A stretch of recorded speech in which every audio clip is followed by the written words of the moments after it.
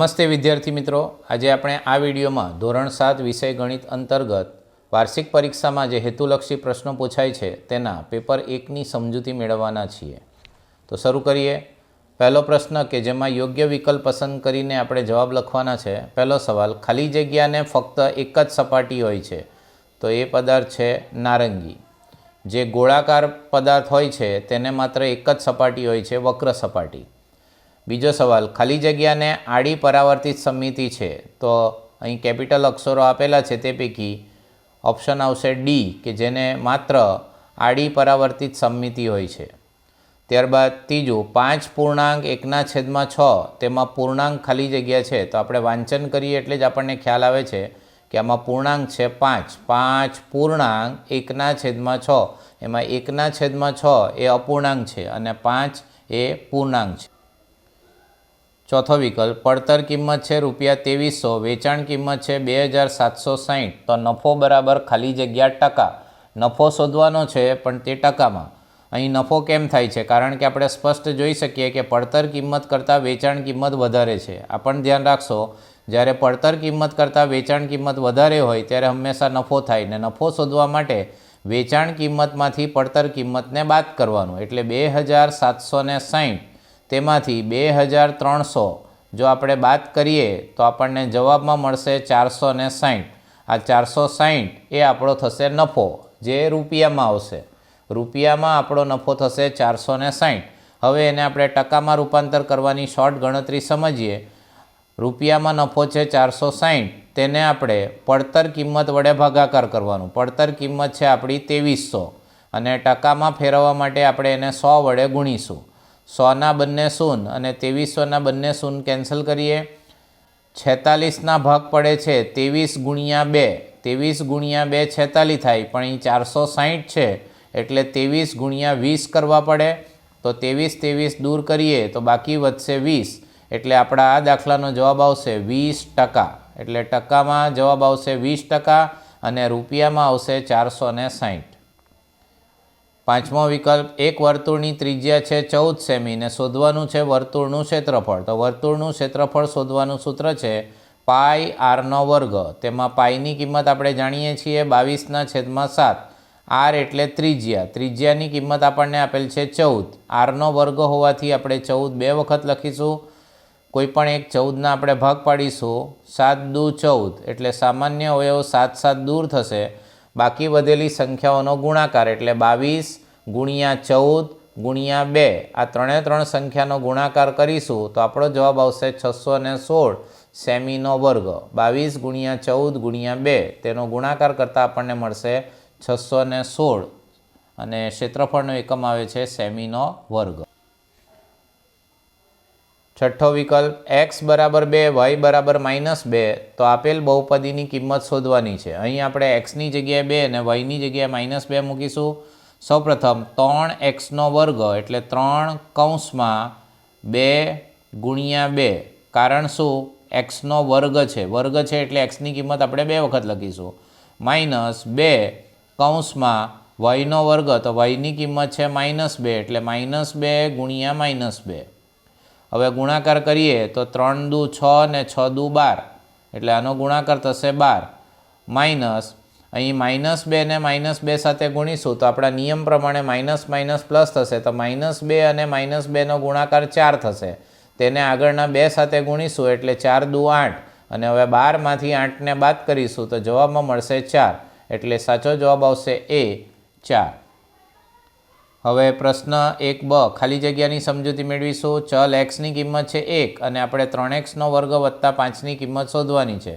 તો આપણે કિંમત મૂકીએ 3x², x² એટલે xની જગ્યાએ 1 મૂકીશું તો 3 ગુણ્યા 1 ગુણ્યા 1, કારણ કે x² છે એટલે xની કિંમત 2 વખત લખીશું અને વત્તા 5।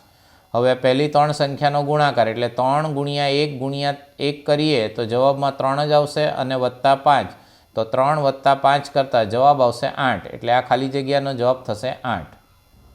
બીજી ખાલી જગ્યા, સમઘનને ખાલી જગ્યા શિરોબિંદુ હોય છે તો સમઘનને 8 શિરોબિંદુ હોય છે। સમઘનને બાજુઓની વાત કરીએ તો એને કુલ 6 બાજુઓ હોય છે અને શિરોબિંદુ 8 હોય છે, અને ધારની વાત કરીએ તો 12 ધાર હોય છે।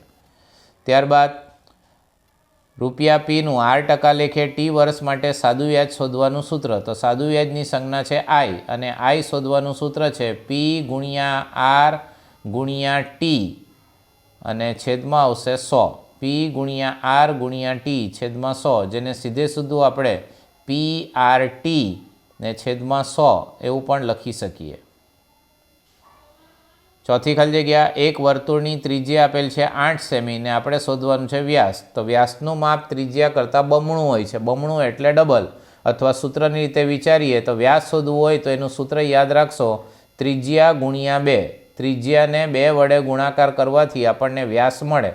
તો ત્રિજ્યાની કિંમત છે 8, તેનો ગુણાકાર 2 સાથે કરતાં 8 દુ થશે 16, એટલે આપણો વ્યાસની કિંમત આવશે 16 સેમી. એટલે વ્યાસ એ ત્રિજ્યા કરતાં બમણું ડબલ હોય છે, તો 8ના ડબલ થાય છે 16. સીધી ગણતરી છે. ત્યારબાદ પાંચમો, વર્તુળને ખાલી જગ્યા સમમિતિની રેખા હોય છે. તો યાદ રાખશો, વર્તુળને અસંખ્ય સમમિતિની રેખા હોય છે. વર્તુળને અસંખ્ય સમમિતિ આપણે દોરી શકીએ. છઠ્ઠી ખાલી જગ્યા, એક સંખ્યા આપેલી છે દશાંશ સ્વરૂપમાં, જેને આપણે પ્રમાણિત સ્વરૂપમાં લખવું. પ્રમાણિત સ્વરૂપ એટલે પહેલા અંકની બાજુમાં પોઈન્ટ. આપણી મૂળ રકમ છે 8273.85. તેમાં દશાંશ ચિહ્ન 3ની બાજુમાં છે. એ દશાંશ ચિહ્નને આપણે 8 અને 2ની વચ્ચે લાવીશું. એટલે આપણે પહેલે દશાંશ ચિહ્નને 8 અને 2ની વચ્ચે લાવીશું તો સંખ્યા બનશે 8 પોઈન્ટ. ત્યારબાદ બાકીના અંકો એની પાછળ આવશે 2, 7, 3, 8, 5. અહીંયાનું જે આ દશાંશ ચિહ્ન છે, હવે ફરી દશાંશ ચિહ્ન મૂકવાનું નથી, કારણ કે દશાંશ ચિહ્નને ખસેડીને આપણે 8 અને 2ને વચ્ચે મૂક્યું. હવે એ કરવા માટે હવે તમે આ દશાંશ ચિહ્નને કેટલા અંકો ખસેડ્યા તો તમે જોઈ શકો કે દશાંશ ચિહ્નની આગળ કુલ 3 અંકો છે, 3, 7 અને 2, એટલે 3 અંકો તમે ખસેડ્યા. એટલે અહીંયા ગુણ્યા કરીને 10ની 3 ઘાત લખવી. એટલે આપણું પ્રમાણિત સ્વરૂપ થશે 8.27,385 ગુણ્યા 10ની 3 ઘાત. હવે પ્રશ્ન 1નો ક માંગ્યા મુજબ જવાબ આપવાના છે.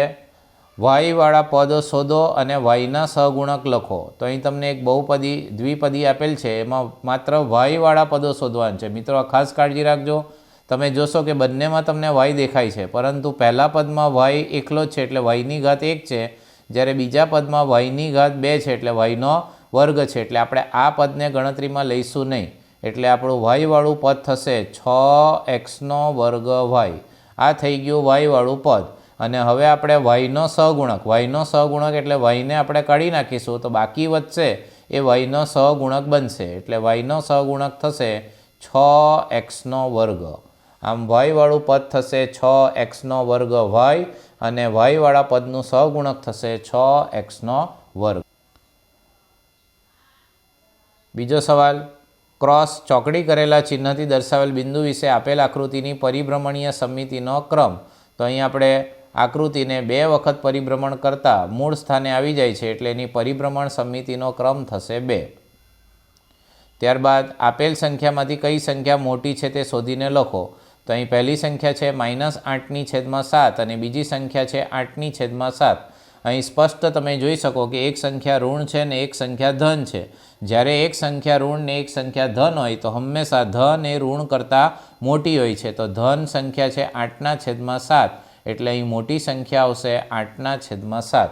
જો ધન અને ઋણ આ બે સંખ્યા વચ્ચે સરખામણી કરવાની હોય તો ધન હંમેશા ઋણ કરતાં મોટું હોય છે, એટલે કે ઋણ ધન કરતાં નાનું હોય છે. આ બંને રીતે યાદ રાખશો. ચોથો સવાલ, 6/3 ભાગ્યા 5/3 ઘાતાંકના નિયમનો ઉપયોગ કરીને જવાબ ઘાત સ્વરૂપે લખો. તો અહીં તમે જોશો 6/3 ભાગ્યા 5/3 બંનેના ઘાત સરખા છે, તો આપણે આધારને કૌંસમાં લખીશું. એટલે આધારમાં થશે 6/5, એને કૌંસમાં લખીશું અને કૌંસની બહાર 3. આ જ બાબતને આપણે આ રીતે પણ લખી શકીએ, 6/5 તેને કૌંસમાં લખીશું અને કૌંસની બહાર થશે 3. એટલે આપણે આ રીતે વાંચી શકીએ 6/5 આખાની 3 ઘાત. પ્રશ્ન 1માં ડ કે જેમાં ખરા ખોટા વિધાન છે, આપણે કારણ સાથે સમજીશું. અપૂર્ણાંક સંખ્યાઓ છેદના છેદમાં અંશ સ્વરૂપમાં હોય છે. તો આ વિધાન ખોટું છે, કારણ કે અપૂર્ણાંકમાં ઉપરની સંખ્યાને અંશ કહેવાય છે અને નીચેની સંખ્યાને છેદ કહેવાય છે. એટલે અપૂર્ણાંક એ અંશ અને છેદથી બનતી સંખ્યા જેમાં અંશ ઉપર આવે છે, છેદ નીચે આવે છે. જ્યારે અહીં આપણને છેદ ઉપર ને અંશ નીચે આપેલ છે એટલે કહી શકીએ કે આ વિધાન ખોટું છે. બીજું વિધાન, નોટબુકનો પડછાયો ગોળ છે. તો આ વિધાન પણ ખોટું છે. નોટબુકનો જો આપણે પડછાયો પાડીએ તો એ પડછાયો આપણને લંબચોરસ મળે છે. ત્રીજું વિધાન, વર્તુળનું ક્ષેત્રફળ બરાબર 2πr². તો આ વિધાન પણ ખોટું છે, કારણ કે વર્તુળનું ક્ષેત્રફળ શોધવાનું સૂત્ર આવે છે πr². એમાં પાઈ એ ગ્રીક મૂળાક્ષર છે અને r એ ત્રિજ્યા છે, એટલે સૂત્ર યાદ રાખશો πr². ત્યારબાદ ચોથું વિધાન, ચલની કિંમત ચોક્કસ હોય છે. તો આ વિધાન પણ ખોટું છે. ચલનો અર્થ થાય છે કે એની કિંમત બદલાયા કરે, અને જો કિંમત બદલાતી હોય તો એની કિંમત ચોક્કસ રહેતી નથી, એટલે આ વિધાન પણ ખોટું છે. આગળનો પ્રશ્ન, યોગ્ય જોડકા જોડો. જેમાં આકાર આપેલ છે, એ આકારની સામે આકારનું નામ છે. તો પહેલો જે આકાર છે એ છે ગોલક, એટલે એનો સાચો જવાબ આવશે ડી, પહેલા સાથે ડી. ત્યારબાદ બીજો આકાર છે ઘન, એને સમઘન પણ કહેવાય, એનો સાચો જવાબ આવશે સી, ઘન. ત્યારબાદ ત્રીજા આકારની વાત કરીએ તો એ છે લંબઘન, એટલે ઓપ્શન આવશે બી. અને છેલ્લો આકાર છે ડી, એ શંકુ છે, એટલે એનો ઓપ્શન આવશે એ. એટલે પહેલા સાથે આપણે કહી શકીએ, પહેલા સાથે આવશે ડી, બીજા સાથે આવશે સી, ત્રીજા સાથે આવશે બી અને ચોથા આવશે એ. આમ અહીંયા આપણે આ ભાગમાં પેપર 1ની સમજૂતી મેળવી, ગણતરી સાથે આ સમજૂતી મેળવી છે. એટલે વારંવાર જો તમે પ્રેક્ટિસ કરશો અને પુનરાવર્તન કરશો તો સારામાં સારા માર્ક મેળવી શકો. Thank you.